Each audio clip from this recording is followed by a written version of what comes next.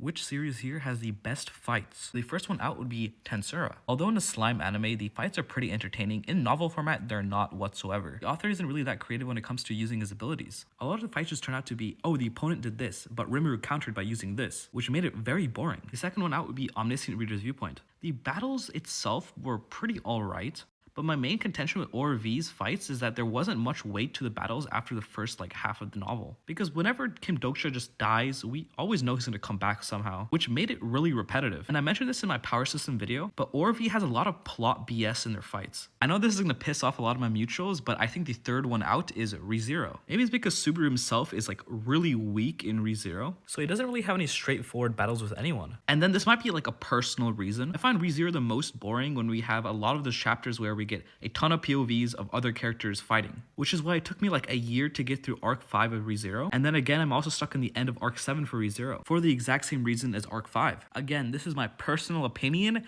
Do not crucify me in the comments. The next series that's out is Mushoku Tensei. The fights of Mushoku Tensei are really good. I have no complaints about them. They're well written and they have really good stakes. The next one out is Shadow Slave.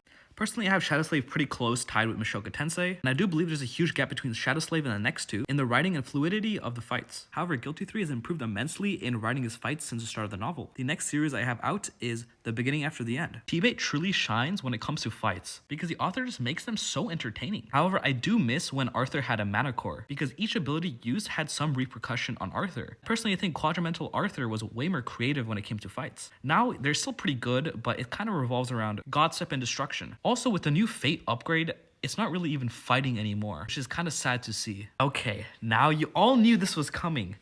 Lord of the Mysteries is #1 for fights. I could glaze Cuttlefish's writing and fights for hours, but the main thing it comes down to is the creativity in the fights. The abilities are so unique.